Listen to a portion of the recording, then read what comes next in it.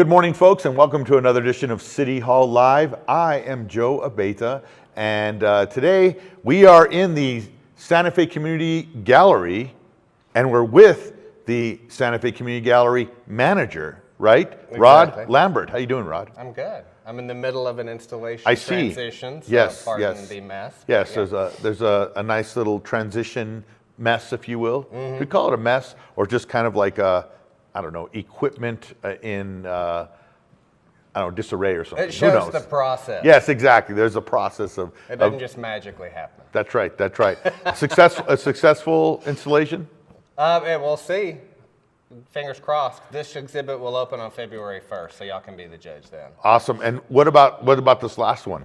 The last show was the Exquisite Corpse Show. So Yeah. It was a celebration of our 10-year anniversary. Yep. So it was about 120 pieces of art, and each artist was assigned either a head, a torso, or legs. Gotcha. And they responded. How was it? It was a huge success. I think all the artists really enjoyed their time playing with those parameters because they had dimensions that they had to follow Yeah. and they had to make everything match up. So I think they had fun and you could feel it in the show. And also, the pieces were affordable for people to buy, right? They were $150 each. So the fact that the artist spent so much time and energy when they were only going to receive a $90 check for Yep. their efforts indicates that it was a labor of love, and we're thankful to them for that. Good sales? 20, I think 9, almost 30 pieces. Oh, that's awesome. Yeah. That's great. Good to hear. Good to hear. And then this next one coming The on next June. one coming? You said when? February 1st. February it opens, 1st, okay. And that is a youth art show. Okay. So this year we did an open call to the community and any youth arts organizations that are nonprofits, we had them kind of send in a proposal instead of like, usually we would just have the same youth arts show every year with our artworks through Partners in Education. But this year we opened it up to the wider community, so now it's a more competitive thing. And so this new group called Unlocked Minds that really goes into the community and does kind of grassroots art programs at kind of underserved population schools, and they're bringing in a bunch of work, and it was they won the jury to get into to do the show.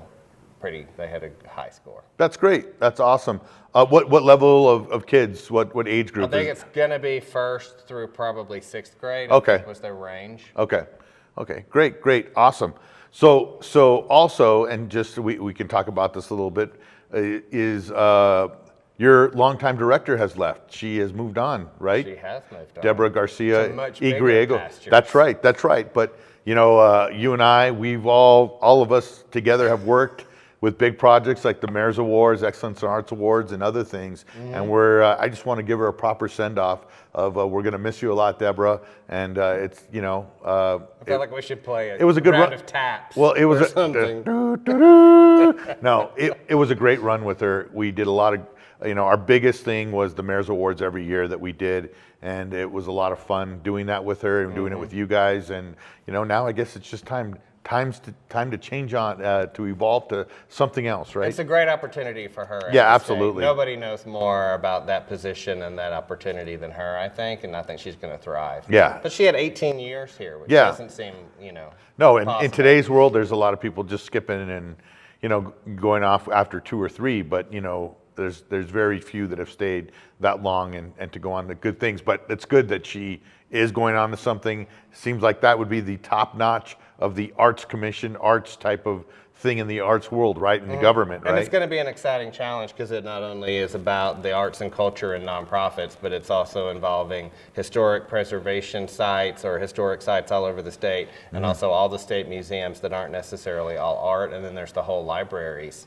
All of the public libraries are under her domain now as well. So it's going to be a challenge, but I think she's excited about it. Yeah, no, absolutely. And what a great news and a great person. I'm very happy for. 10 years with her, over 10 years with her here. So, Yep. Yeah, exactly. So she was my mentor, my boss. Yeah, exactly. Yeah, it's sad. No, it But is. it's good for her. Yeah, exactly. And it's not like she's going to disappear off the face of the earth. We'll see her around, I'm sure. I'll text her right now. Yeah, exactly. Let's text her right now. Let's FaceTime her right now and put her on the spot. I'll ask her a question for you. Yeah. So, okay, moving on. Now you have something coming up, a program called CS Art. What does that stand for? What is it? It's based upon the community-supported agriculture kind of format Okay. in which shareholders are able to buy a share.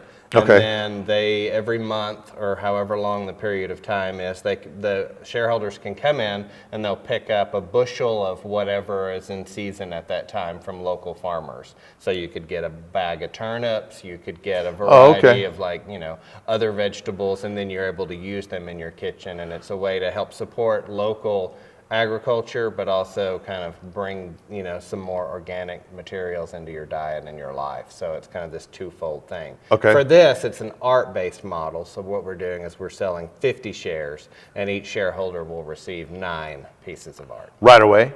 They're going to be 3 different events. Okay. And the shareholders will come to the event. It'll be an evening event, a private event. They'll come to the events. They'll get to meet the artists, and they'll pick up 3 pieces. And there will be an event at the end of February, an event at the end of April, and an event at the end of June. Okay. So essentially what it is I give you a certain amount of money. $500. $500, give you $500, and with that $500, I'm able to come in to an event. Is it assigned to me, the art, or do I get to pick it? You're assigned.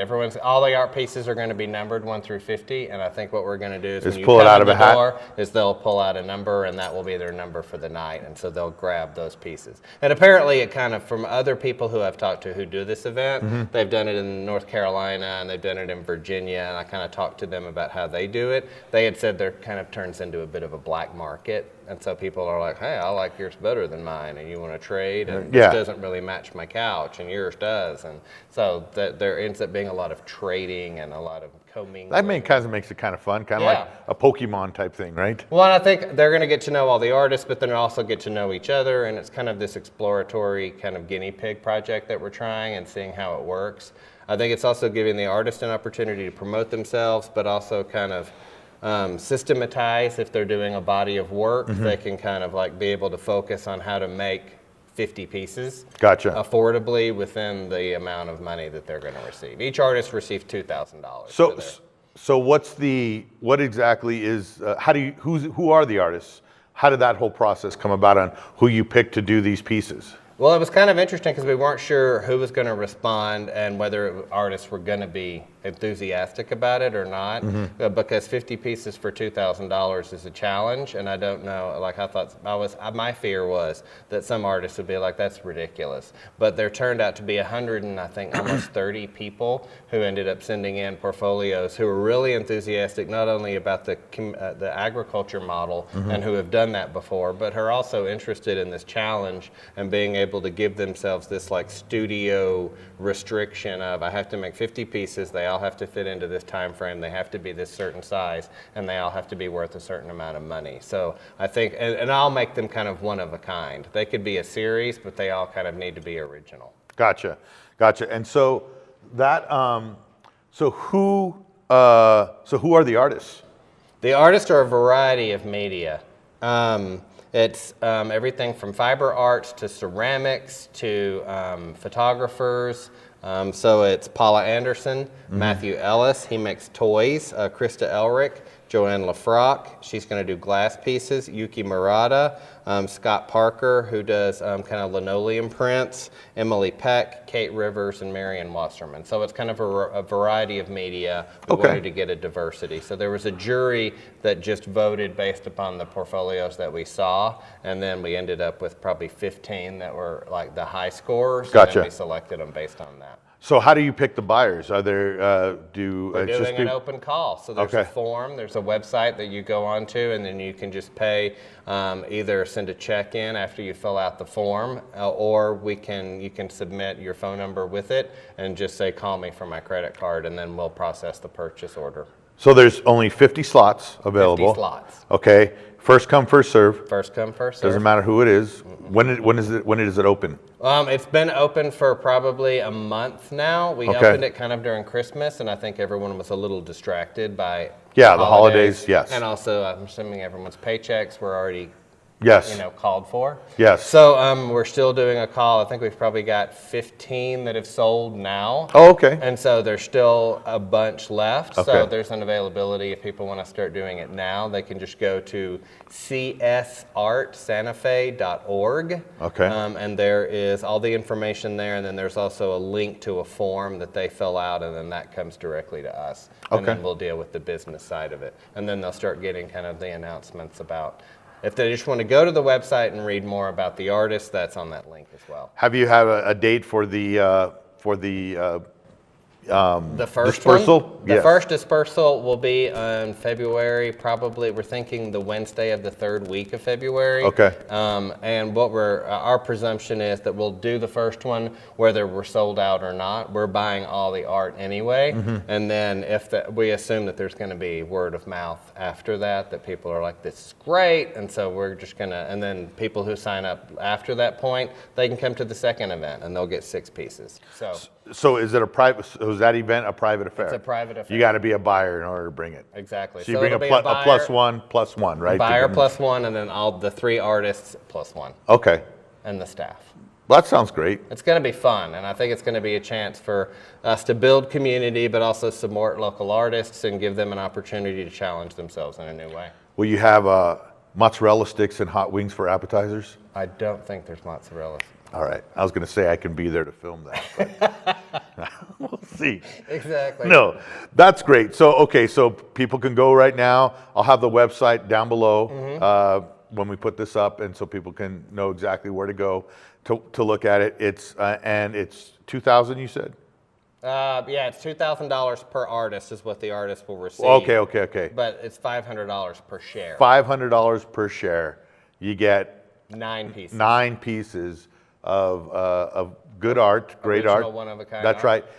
You had a panel that chose the artists. Exactly. So you got some good stuff From coming, folks. 129 total Yes. applications, so it was a pretty competitive process to actually. get in. Yeah. That's great. A lot of and it gives people that are kind of upstarts, people that really haven't had any kind of like not recognition but exposure. It gives them exposure, but it also, I think, a lot of these people that I've talked to in the process of like helping them figure out what they're going to make, they're all dealing with it as, this is something that I've always wanted to do. I've wanted to be able to systematize my work and kind of turn it into kind of machine where I can, get this done, but still make them original, one of a kind. So it's given them the challenge, but also the resources to do it. And I think it's great for collectors, because if you're just bought a house, you just moved into a new apartment, you've got empty wall space, it's kind of an instant art collection. That's right. Just add water. And for $500, you could fill a couple of walls. And who knows, one of those pieces might be a huge star in the future, and like, hey, this is an original, one of their first pieces that they did before they were known, right? Yes, and I don't think many of these artists are necessarily unknown either. I think most of these artists have a career going in the local arena, so I think this is an opportunity, it just came to me, Rod, that like, if you're almost, it's like the art world and the world of being a comedian are kind of the same thing, right?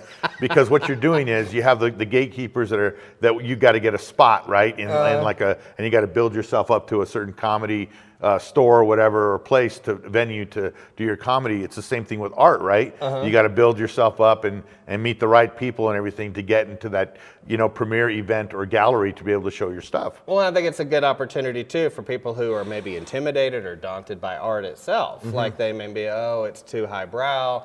Galleries are too, snooty for me. This is an opportunity for you to get in and meet actual artists who are working in the community and who have careers, and be able to meet them one-on-one, get to know them and their work, and maybe you'll be able to follow them in the future. I think it's a safe environment for people who are non-collectors to kind of get a taste. I kind of view art collecting as kind of a tattoo situation. Like once you get one, then you're certain to get more. Yeah, exactly. And you don't have to worry about hecklers and there's either. No pain. Yes. And there's no hecklers, there's no throwing fruit. Yeah, that's right. No throwing fruit, Rod. That is right.